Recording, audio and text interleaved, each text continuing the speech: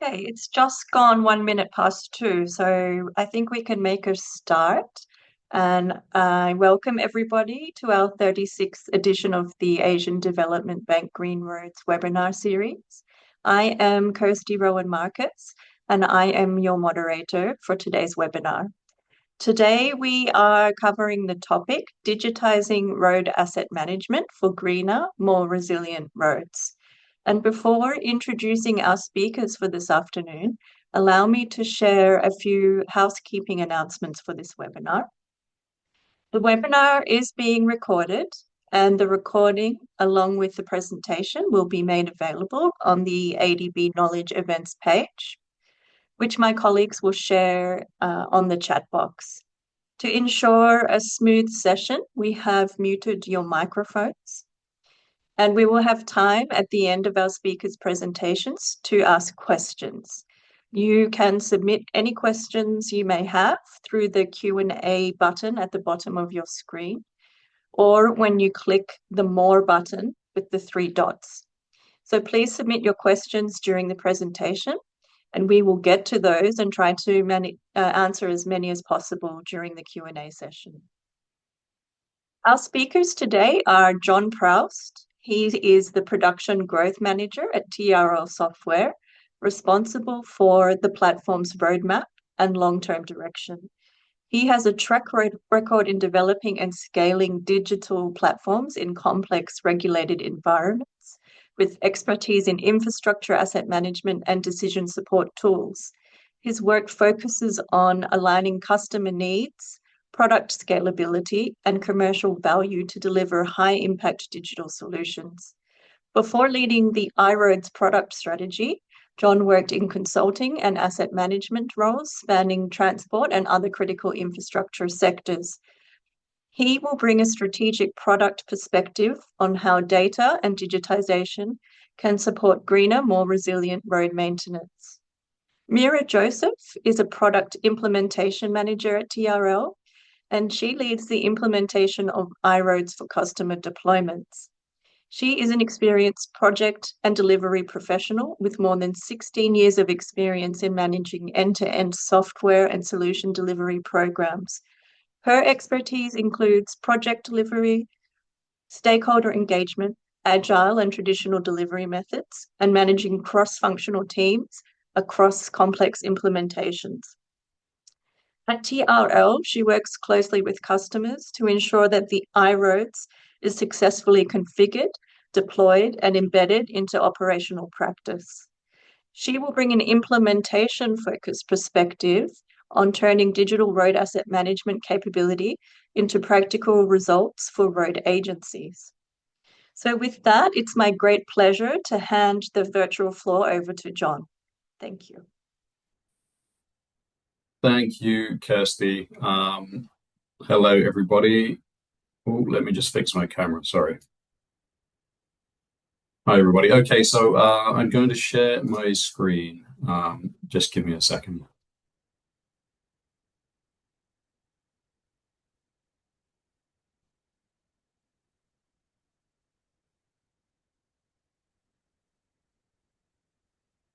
Okay, so I'm sure someone will tell me if you can't see that. So, yep, fantastic. Really, really happy to have this opportunity to speak to you all. Thank you all for joining. And thanks, Kirsty, for the introduction. So, yeah, as Kirsty's mentioned, today we're going to be speaking about digitizing road asset management for greener, more resilient roads.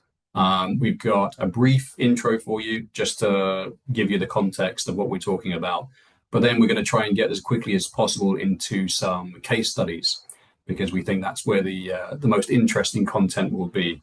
So just before we get into the meat of this, just a few words about TRL in case some of you have not heard of TRL. So TRL is the Transport Research Laboratory based in the UK. It's been going for over 90 years now. So that's 90 years of innovation. Over that time, we've served over 1,000 customers in over 145 countries, which I'm sure you don't need me to tell you is pretty much all over the world.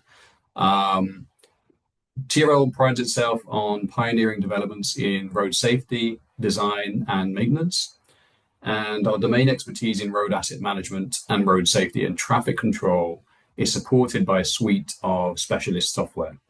So Mira and myself, we are coming more from the software side of the business, the software and digital side of the business. Now, there are, of course, consulting, research, services, innovation sides of the business as well. But given the topic of today's presentation, we'll be focusing on software and digitization. Right. So the question is, so how do we achieve green roads? It's a big question. And I think a lot of the time in our industry, when we talk about green roads, maybe less these days, actually, but a few years ago, we used to jump straight to thinking about construction materials, carbon reduction, different ways of actually intervening on the network, which directly had an impact on carbon. I think that was the main focus. Not here to say there's anything wrong with that. Absolutely not. That is, of course, very, very important, but it's not the whole story. So one of the key messages that we want to get across today, and frankly, I'm sure many, or if not all of you on the call, will agree with this, is that a well-managed road network is a greener network. A well-managed network will be greener than a poorly managed network. That's even before we bring into consideration any specifically green measures like carbon reduction. You can see the examples on the screen here. So this is a classic example, and there's been a lot of research behind this as well, which I can go into. But essentially, what it boils down to is having poor data and systems lead you to have low planning capability, lead you to focus mostly on reactive maintenance, kind of patching up the road after the problems have occurred. That leads to the need for more interventions and inefficient treatments. And what does that give us? That gives us inefficient resource use, more network disruption, higher whole life carbon, poor road surface, and lots of other things on the negative side of the balance.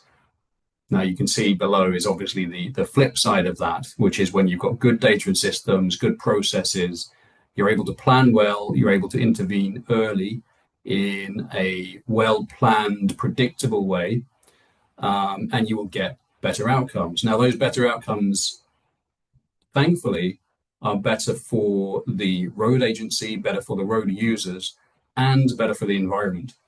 So that's the good news, is that these things tend to line up very well.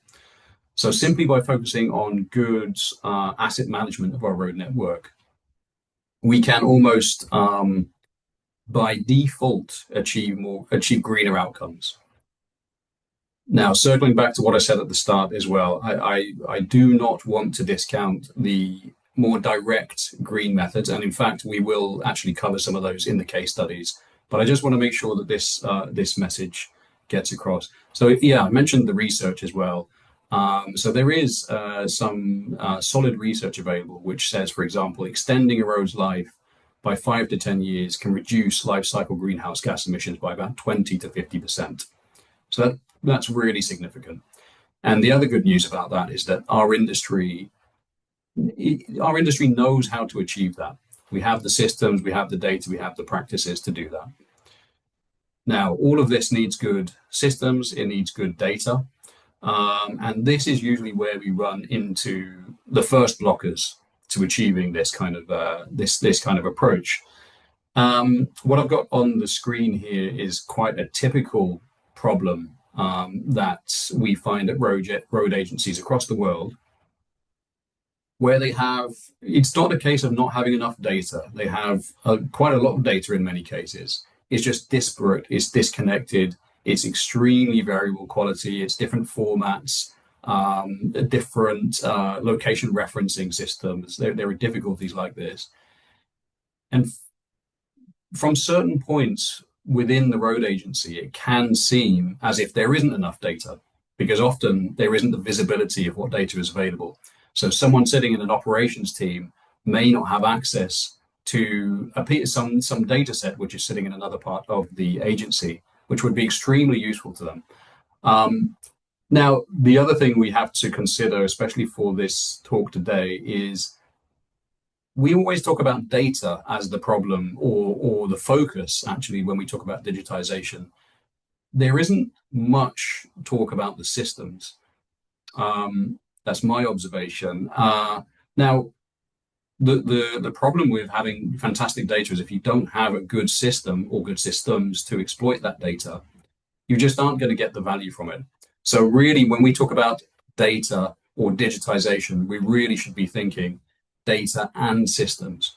Both of those are necessary together to get the results that we want. So what do we have in this kind of problem, this kind of situation? We end up with suboptimal, difficult, inefficient, slow, reactive decision making. So that comes back to our first point. The outcomes from this kind of a setup, almost by definition, cannot be green. And the way to start making them greener, or one way, is to improve our data and our systems, improve our decision making, and we will get greener outcomes. Now, I just want to also make the point, this final statement here is not some kind of moral judgment. It's simply a statement of fact. And the good news, as I mentioned, is there are very, very clear ways to improve these outcomes, even a little bit at a time. It's very, very possible. This is. I don't want to say it's a solved problem, but it is a well-known, well-understood problem across our industry and across adjacent industries as well, which have very similar challenges. Okay, so talking of systems, I'm briefly going to speak to you about iRoads, which is our road asset management system. The reason I am going to explain it a little bit is because we'll be using iRoads to demonstrate our case studies throughout the rest of this talk. So iRoads is a total road asset management platform. It covers operational, tactical, and strategic activities for a road agency. So anything from your day-to-day street works permitting and inspections, all the way up to your multi-year investment scenario planning, multi-year analyses, network level KPIs, that sort of thing. It's used around the world by a wide variety of customers with completely different asset management maturity, different network types, wildly different resource levels, different climate constraints, which we'll talk about later. So it's a very flexible platform. It's designed for easy integration with other systems and data sources. It covers multiple assets. So it's not just a pavement system. It covers your structures, drainage, signage, all of the assets that we need to manage on a road network. It's a web-based app with mobile companion apps and public portal. And importantly, it's fully spatially enabled to manage and visualize spatial data with ease. All right, so we'll be using iRoads to demonstrate some of the case studies we'll jump into. And with that, I'm going to hand over to Mira for our first case study. Yeah, thank you, John. So before I begin with the first case study, I would like to connect it back to our webinar theme, which is related to digital transformation. So when we think about digital transformation, we often think about AI, artificial intelligence, or advanced analytics. But digitization is really something much more fundamental. It is about improving the quality of decisions. And better decisions begin with better information. If a road agency does not know where problems are emerging, it cannot intervene at the right time. And when interventions happen too late, maintenance becomes more expensive, more disruptive, and often has a much larger environmental footprint. So in our first case study, we will demonstrate how digitization can significantly improve the information available to the road agencies by using an often overlooked source of intelligence, which is the people who use the roads every day. Can we move to the next slide, please? So what is the problem that we are trying to solve? Road agencies are responsible for maintaining large and complex networks.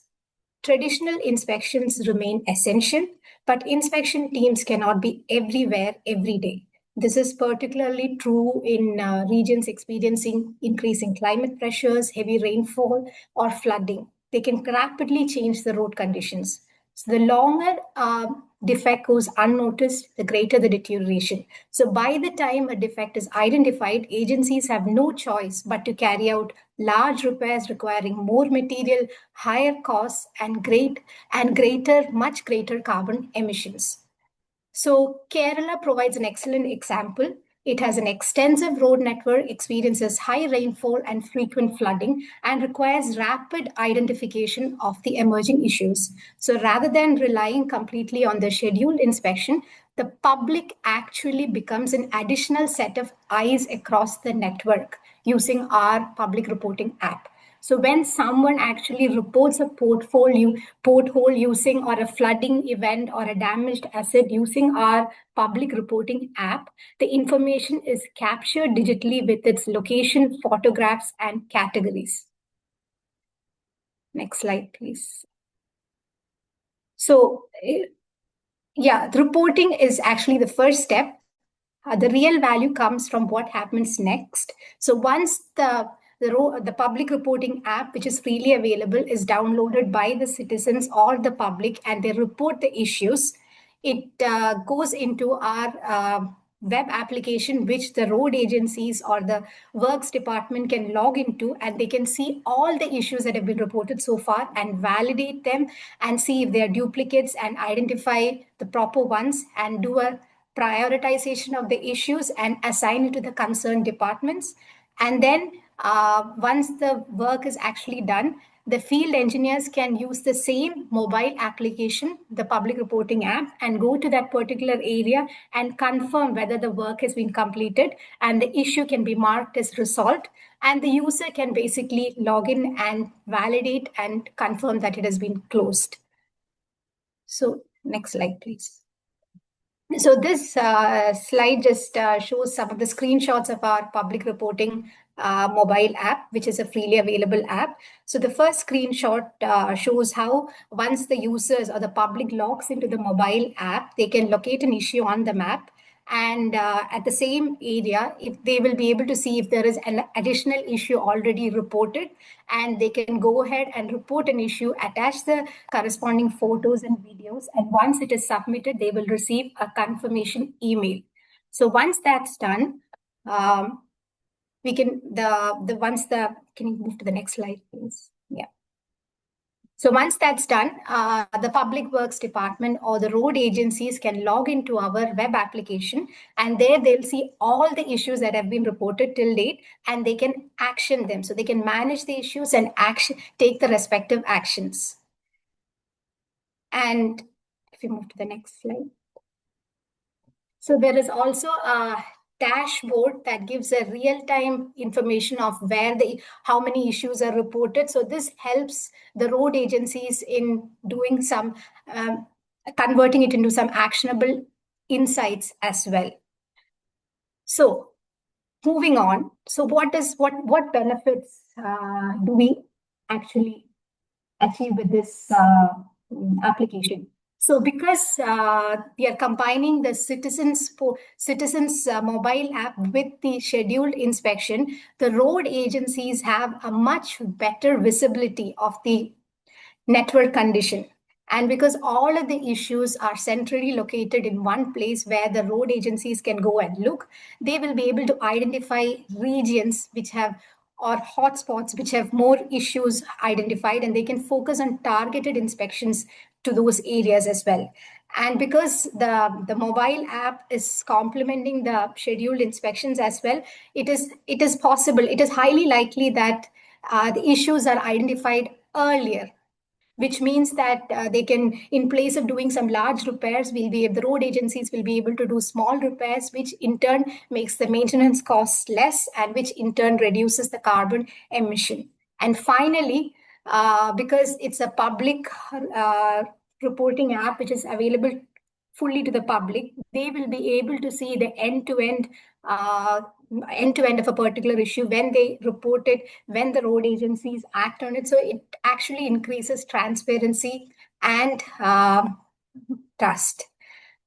So the key takeaway from this case study is that by combining the citizens' observations with structured digital workflows that I explained before, agencies gain better information, make earlier interventions, and use resources much more efficiently. So I would also like to highlight that for this particular mobile app, the entire workflow, TRL received the Climate Global Resilience Climate Award in 2025. So with that, I will hand it over back to John to explain the next case study. Thank you. Thank you, Mira. Thank you very much. Okay, let's move on to case study 2. And by the way, we have 4 case studies in this presentation. So case study 2 is all about balancing climate resilience, network availability, and whole life cost. Now we'll get to the case study. One of the key takeaways that we want to get across from this is that climate and environmental factors are not separate from the way that we best manage our road networks. It's completely integrated, or it should be. In best practice, it should be. Everything is a balance, and we, all of us involved in asset management of infrastructure understand this. Everything is a balance. There's always a trade-off, and we have to consider various factors. It's never just one factor. So let's jump in. So this case study, we're going to look at climate resilience planning, and this is in the context of a current TRL iRoads customer. Now, I can't specifically name them today because we are still deploying this for them. And as soon as we finish that, we will be able to, we will publish about that. But it is a Central Asian customer. Now, they have a big challenge with flooding and also with landslides on their road network. And the basic challenge here is that not every road in a network has the same importance, and not every road faces the same climate risk.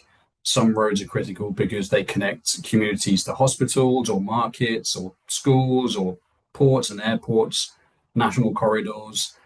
Some roads are more exposed to flooding, erosion, landslides, and other climate-related hazards. So the planning question is what happens where those two things overlap. So which roads are both critically important, so we can say they're part of the resilient network, which is often the terminology that's used. So which roads are important and which roads are vulnerable as well. If they are vulnerable, how should that change the way that we maintain them? So given all of that, what's the difference in the approach or the investment and the outcomes required to maintain access, resilience, and network availability on our roads? And crucially, and this is the second part of the question, which does sometimes get forgotten, are these differences justified? Would we be able to defend them, either internally in our agencies, externally to other public bodies, or even the public themselves? I'm going to play a video here, and I'll explain to you what's happening. So this is a video in iRoads. And what you can see are 2 data sets, essentially. So the blue lines you can see on the map are the road network, and the pink or purple lines, or polygons, in fact, are flood risk locations. So these are 2 key data sets. The road network part is from the agency themselves. The flood risk data is actually from a publicly available source, and that is an important thing to note, is that a lot of the time, very useful and important data sets are publicly available these days. It's not always the case that we have to go looking for something to buy or collect ourselves. There's often, very, very often, a good public option available. So the pink polygons are the flood risk areas. What's happening in iRoads here is we have a spatial analysis tool which will allow us to compare those 2 data sets, so the road network and the flood risk locations. And in doing so, we can isolate the roads in the network which are vulnerable to flooding. In addition to that, because this flood risk data set has a risk rating, so it's high, medium, or low risk, we can actually apply that risk to the spatial data set of the road network. This leaves us with a clear differentiation between roads which are vulnerable to flooding and roads which aren't, and also within that group which are vulnerable to flooding, a risk rating of whether it's high, medium, or low. Extremely valuable information, and it can be achieved very easily, very cheaply, and very quickly. The caveat, of course, is you must have the right data and you must have the right systems.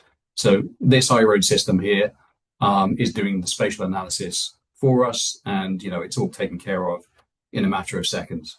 Now, in this example, I'm just showing you flooding data. But when we're doing this kind of a project for a customer, usually what we'll be doing is layering lots of different data types on top. So we might have landslide risk data, for example.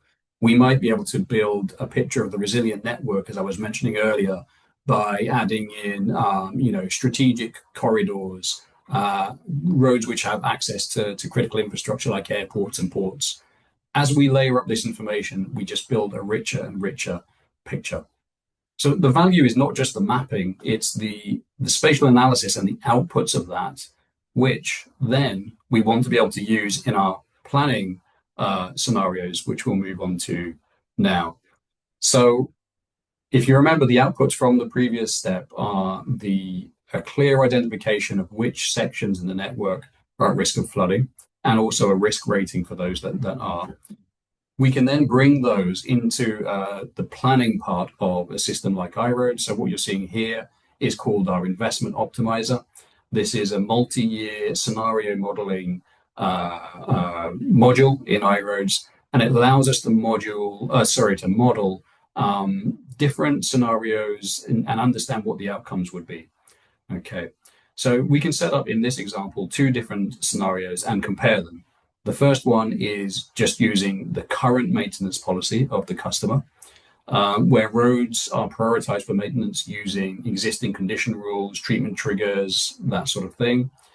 The second is a climate resilient maintenance policy, where we give additional priority to the roads that we previously identified were critical and or exposed to flooding or other climate risks in some cases. So what this allows us to do is model the 2 scenarios together, understand the balances between all of those important factors, and make the decisions that we have to make in terms of where are we going to spend our maintenance budget, how are we going to allocate that money. So in the climate resilience scenario, the system might bring forward some interventions. It might apply different treatments or allocate more investment to critically exposed routes. And these are the kinds of outputs that we get. So this is the useful part, is the actual comparison. So understanding what would be the difference if we change from what we're doing today, our current maintenance policy, and instead we pivoted to focus on a climate resilient maintenance policy, which is based on evidence, it's based on data, and it's fully justifiable. And in this case, you can see, yes, we do spend, in this particular case, we do spend a bit more on the climate resilience policy. However, our network availability is, 10% better year on year throughout the whole 5 years of the scenario. Now, there are additional things you can do. You can put monetary value on the network availability, economic value. There are things you can, there are ways you can go from here. The key thing is to be able to generate these kinds of inputs to make sure that we make good decisions. Okay, and so the key takeaway from this is, instead of treating climate resilience as a separate issue, instead of treating our resilient network as a separate issue, we fully integrate it into the maintenance planning and our business as usual processes, and we test the trade-off properly, and we produce the evidence and the justification we need for making those decisions. All right, and I am going to hand over to Mira now for case study 3. Over to you, Mira. Yeah, thanks, John. So in this case study, we would like to demonstrate how iRoad's whole life cost functionality can be used to validate and test the various treatment options, like greener treatment options, vis-a-vis the standard ones, over the whole life of a road scheme. For this demonstration, we have used a sample data set from the UK region. So before proceeding to the validation and comparison of the various treatment options, I would like to spend some time to explain the process flow to be followed to generate the whole life costs and carbon in iRoads. It starts with basically plotting the scheme for which the treatment options need to be validated. The user needs to define, after the scheme has been defined, user needs to define the various treatment options for which the validation needs to be performed. So once that is defined, the system automatically runs the analysis in the background and predicts the network condition and the performance for that particular scheme. And in that process, the system generates the whole life cost and the whole life carbon for the various treatment options for a 60-year period, and also recommends, iRoads also recommends what the best options are based on certain criteria that we have defined. So whatever I've explained till now, I will basically explain that first step using the video. So this is all about creating the scheme. So the user can plot a scheme on the map, and you can have multiple sections in the scheme, as you can see here, and user can click on continue. And once the scheme is selected, then user can select the rule set, which is nothing but what the treatment trigger rules are, how the deterioration rates should vary. And then there is the XSP verifications phase. If the scheme has multiple sections, to verify that there is XSP connectivity. So once that is done, so that is the step one. Then the system provides the user with a screen to define the user-defined treatments, user-defined options. So system will automatically create the do minimum and do something options. And here the user can define what the standard, what the different maintenance policies are. For this demonstration purpose, I've used a standard treatment policy and also a pro-carbon preventive maintenance treatment policies. And the standard treatment is mostly surface strengthening, like construction, partial construction, and preventive maintenance is more related to thin surfacing. So once that is, so the user can actually apply those various treatments against the scheme, and they can click on run analysis. So what happens in the background is the system will run the algorithm and identify what the whole life cost and the whole life carbon is for the 60-year period. So for this particular, so the system generates some lot of outputs, but we have just used for this demonstration purpose just the comparison output, which compares the two maintenance policies, which is the standard maintenance policy and the preventive pro-carbon. So you can see that the pro-carbon maintenance policy or the preventive maintenance policy has a much lower cost over the 60-year period. And also because interventions happen quite frequently, the carbon, it requires lesser materials and it's lower carbon every year. So what we have realized after doing multiple runs using the algorithm is that the greenest maintenance treatment is often the one that is applied at the right time, not necessarily the one with the lower upfront cost. So basically, with this capability that we have in iRoads, this gives the road agencies evidence to make these decisions confidently and transparently and consistently. Over to you, John.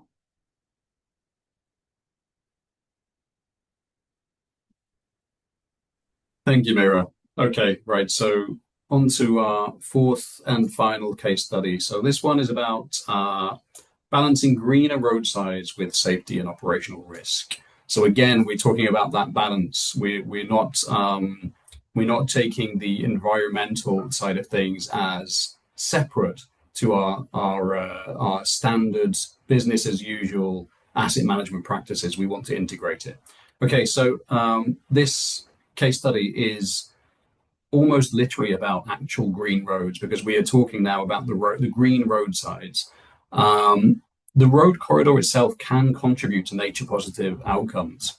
So we're talking about vegetation, verges, draining features, shading and habitat.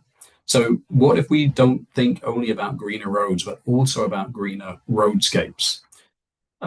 This picture here is from a road in Singapore. I'm sure you all know, world famous Singapore for its green, leafy leafy roads covered by vegetation. Now, there are huge benefits to this. At the same time, of course, there are risks and there are things that have to be managed. So some of the benefits, obviously, biodiversity and habitat, shade and cooling, extremely important for a road surface.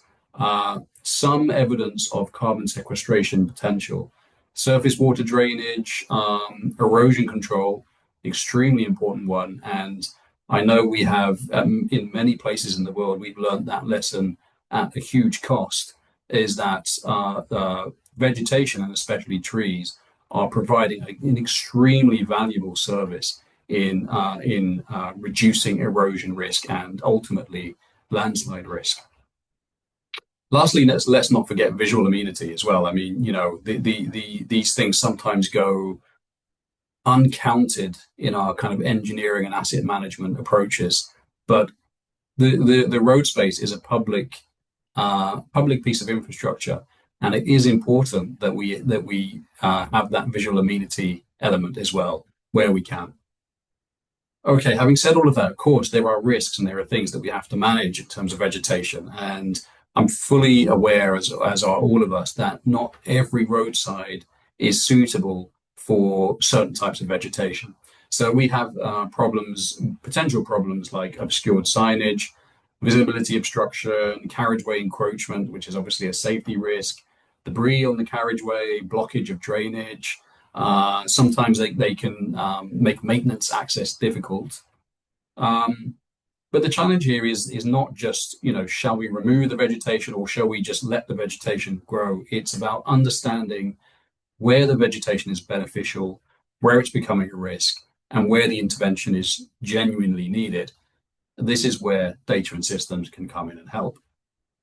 So at TRL, we have recently developed a computer vision method, which uses video survey imagery and optionally LiDAR data. So this is an optional data set. It helps to improve the accuracy, but this can work purely on video survey imagery. Using that imagery, which is relatively cheap and easy to collect, we can run it through a computer vision model that we've developed. That allows us to infer a 3D model from that 2D imagery and do accurate clash detection, essentially. So what we're doing is checking whether vegetation is coming over the curb side or the end of the edge of the carriageway onto the actual carriageway itself. So that allows us to very rapidly, efficiently identify encroachment locations and provide annotated images such as these, which help the road agencies to understand what's going on and where. And a bit like Mira was saying earlier, it's about targeted intervention. So customers that we speak to about this vision model, the challenge they have for us is that, okay, we have thousands of kilometers of network and vegetation. How on earth are we going to go through all of this and manage it? Of course, now we have the technology. The answer is computer vision. It drastically cuts down the time and effort needed, which frankly would actually not be feasible without this technology to identify these locations. And what our customers for this model are interested in is a filtering approach. So instead of having to look at, let's say 1,000 kilometers, maybe they have to only look at 20 locations along those 1,000 kilometers. Some of those locations won't need maintenance, some will. The point is it allows them to keep the vegetation on the roadside with all the benefits that we spoke about, while also managing the risks in a cost-effective and realistic way. So we can provide these outputs into a system like iRoads. They're all spatially enabled, and this is what it would look like inside such a system. So obviously you can map all of your locations of encroachment on the network, and you can go and look at the captured images along with the annotation from the computer model. An additional thing we can do along these same lines is sign obstruction, which can also be detected automatically using computer vision models. So you can see, I don't know if you can actually read this here, but it says sign obstruction and it's giving it a 84% confidence level that that's what it is. So using these techniques, we can drastically cut down the effort needed to understand your vegetation, manage the risks effectively, and of course, you want to manage those risks before they become serious. So that's what this computer vision model allows us to do. So in conclusion, again, the point of the use case is not shall we add more vegetation or shall we cut all our vegetation? It's how can we manage our vegetation more intelligently? So some of it, of course, needs to be retained or even enhanced, maybe, because it supports biodiversity and shade and all of the things we mentioned. Some of it will need intervention and careful management because it creates safety or service risk. Obviously, what you can do is if you're finding repeated risks at the same location, you may have to change your maintenance approach. But the key thing is that imagery, AI-assisted detection, computer vision models can help agencies distinguish between all of these cases at a network level scale, which creates a more targeted, a more defensible, and a more nature positive maintenance approach. So we think this is a great example of a practical example of how digital road asset management can support greener outcomes without compromising the core responsibilities, which we all know about, of safety, service, and resilience. Okay, so that was our final case study. I hope you found those interesting, and just a few takeaways to conclude with. Hopefully these messages have already come across, but let me just reinforce some of them. So across the examples we looked at, the theme is very consistent. It's that digitization, data, systems, they're all valuable when they can justifiably improve the quality of our decisions. We have to be able to evidence that. So in one of our examples, in the Central Asian country with flooding risk issues, data helped us to understand the climate exposure. Again, at a network level, not a local level, but a network level. It helped us to understand the road criticality, what roads need to be kept open at almost all cost. It helps us to understand the asset condition and how that changes over time, given different maintenance policies and different approaches. So it allows us to be proactive and planned rather than being reactive. In the vegetation example, we can see how agencies can manage the roadside environment more intelligently.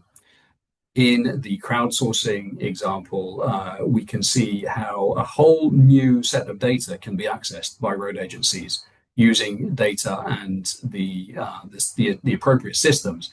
That's a whole valuable new set of data which wouldn't be available at all without that. Also to add, it is completely free to the agency to gather that data.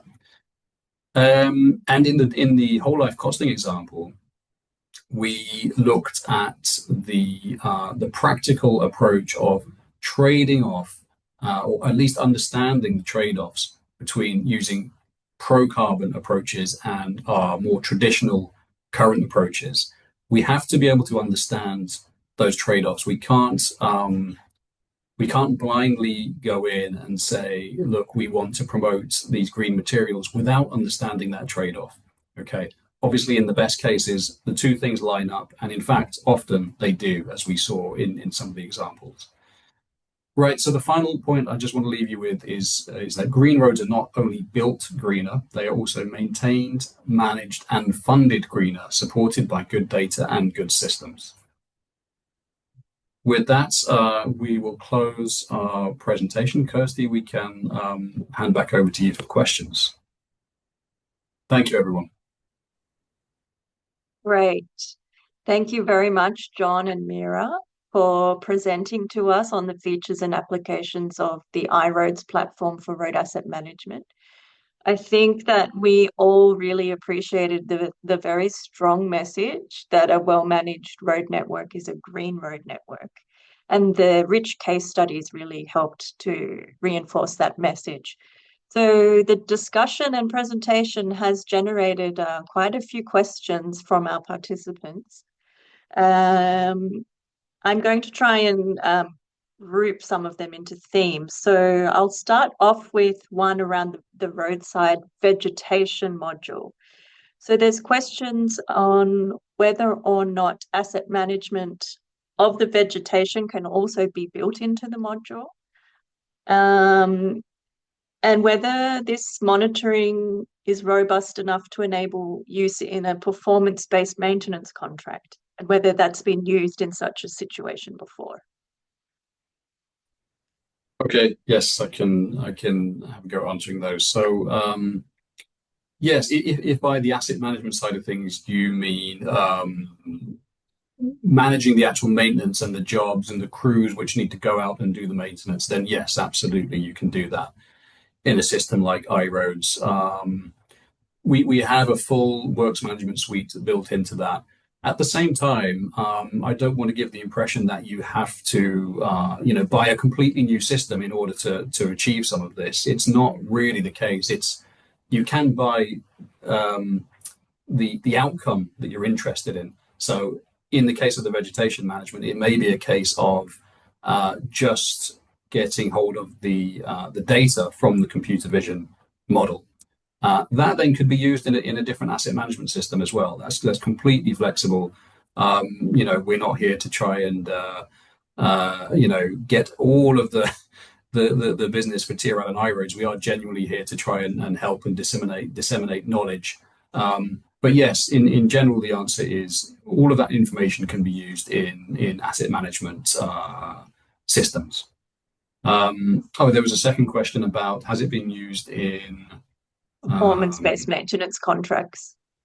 Yeah, no, not yet. Not yet. It hasn't. Not yet. It hasn't. Now, I don't see why it wouldn't be able to at least be trialed for that. Maybe the behind the question you're thinking, how accurate is the model? I suppose is the question.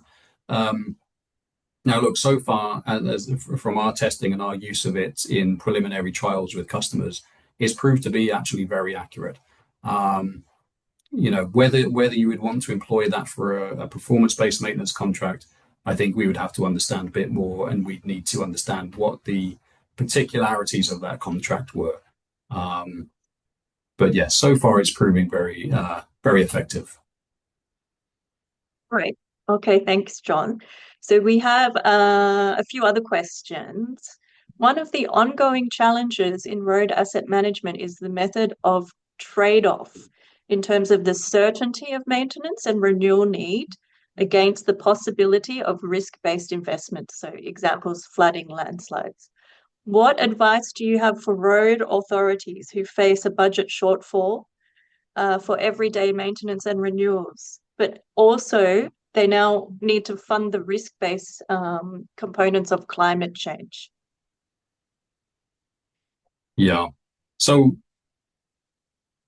I mean, in maybe a simple way, that my answer would be you have to make the case as the road agency. You have to be able to make that case, and we think the most compelling and the best way to make that case is with evidence, with data. You can put together an extremely compelling case for why you need that investment. So with some of the tools we showed in the case studies, you can produce that evidence. You can produce it sound in the knowledge that it's backed by science, it's backed by real data. Now, obviously, everything that we're talking about is modeling. It's not the real world. It's not literally 100% accurate. But you'll be much better off going into those discussions with something like that, an output like that, which is data driven, it's evidence first, it's robust, it's reliable, than a business case which doesn't have that. So what I would say is focus on the data and the systems that you will need in order to produce that case. Okay, thank you, John. This is an interesting question. So when introducing innovative asset management solutions, do you sometimes face resistance from road agencies? And what strategies have proven effective in overcoming this resistance and also ensuring successful long-term adoption of the tools? Okay, Mira, did you so want? yeah, I can take that. So yeah, as you rightly mentioned, resistance to change is very common in the road asset management programs, particularly when organizations have very long established processes, multiple stakeholders, and concerns about data quality, how are they going to use the new system. So a couple of things that we have done at our end when we have such scenarios is that we engage with the stakeholders from the very beginning. Rather than introducing like a completed solution, we involve them from the very beginning so that they are very familiar with the product that they will have to use, and always try to start with quick wins. So everybody, if you're able to show some tangible benefits early on in the life cycle of the project, then we'll get more stakeholders with us. So it's always try to start with quick wins. That is one of the strategies that we have employed. And the other one is always, there are different users who are going to use the system. So always make sure that your training is actually focused on the role that they are doing. And always probably going for a phased implementation rather than like a big bang rollout. And one of the other successful strategies that we have implemented is once the system goes live, we continue working together with the stakeholders, having regular drop-in sessions where they can like come to us and ask how things are done. So have a conversation with them or have a regular touch point with them so that we help them in that journey of transitioning from the existing system to a new system. And what we have realized so far is like it is not just deploying the software, it is equally important to basically plan that change management as well and engage with them early on in the project life cycle. Yeah. Mira, if I can pose another question to you, this is actually from myself, so it's not in the Q&A chat box.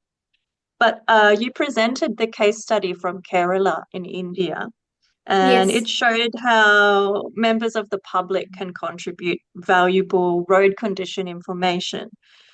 My question is, how do you ensure that this crowdsourced data is reliable enough to support maintenance planning and investment decisions? Yeah, that is what I try to mention in my case study as well. So there is a lot of data. So there has to be people in the road agency validating this data, identifying if they are relevant data. So there has to be proper governance in place. Otherwise, then you will end up with a lot of junk data. So that governance has to be institutionalized for this to work properly.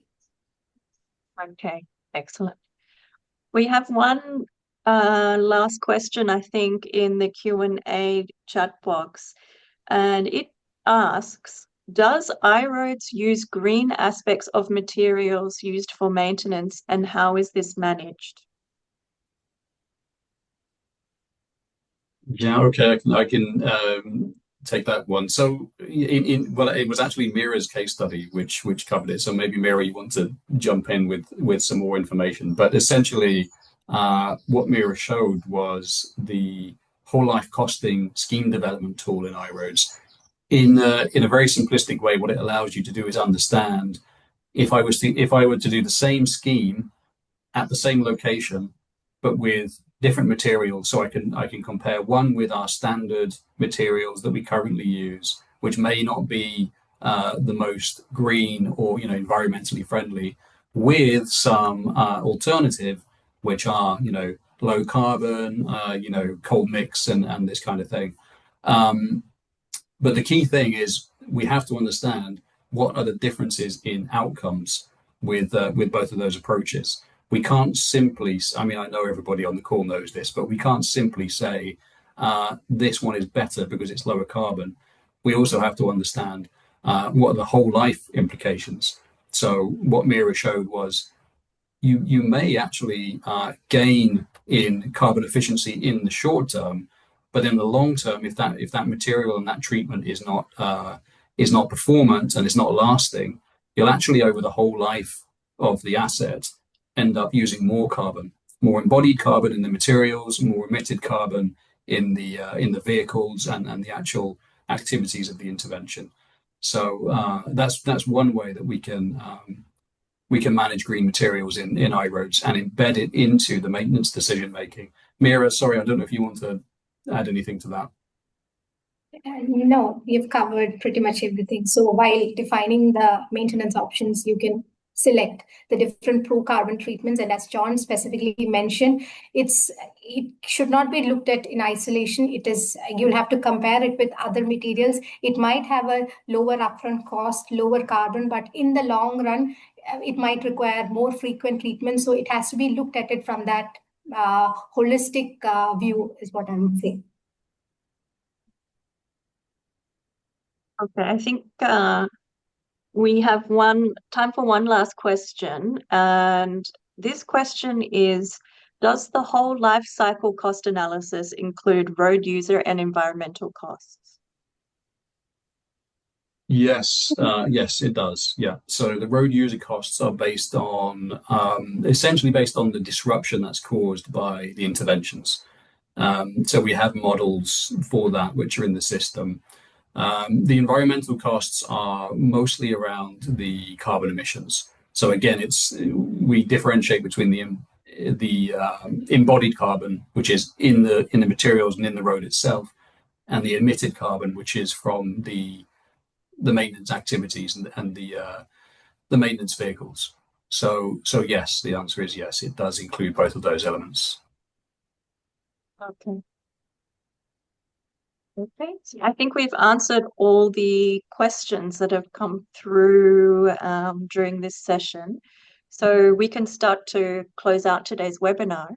But before we end, I would like to share a few announcements and resources that may be relevant to our participants who are currently or might be working on in the future green roads. So first of all, our next Green Roads webinar is on the 16th of July.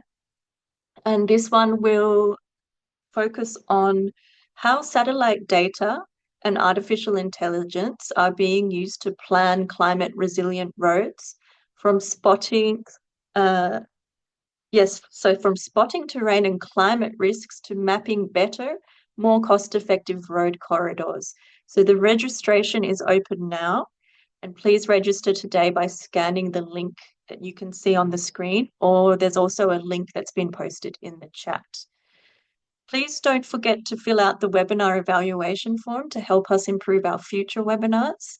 So there's a QR code that you can scan on your screen. And again, there's also a link in the chat box that you can use. I'd like to also invite you to join the Green Roads community to receive updates about the Green Roads Toolkit, related news and webinars. So there's also here now on your screen showing a QR code to do that, or again, it'll be linked in the chat box. You can also access the recording and the presentation material from this session, as well as all the resources from past Green Roads webinar series sessions. And these are available on the ADB Knowledge Events page. There should be a QR code on the screen to access that, which is showing now, or again, there's a link posted in the chat box. And finally, you can also access the ADB Green Roads Toolkit itself, which forms a compendium of best practices that can help governments and transport professionals build low carbon and inclusive road infrastructure. So there's the QR code right now showing on the screen for the Green Roads Toolkit, or there'll be a link posted in the chat box. So that's it. We're right on time. That's it for our webinar today. I'd like to sincerely thank you all for joining us, and thank you very much to our presenters from TRL, John and Mira. We hope to see you all at our next webinar. Thank you very much. Thank you. Thank you. Bye-bye.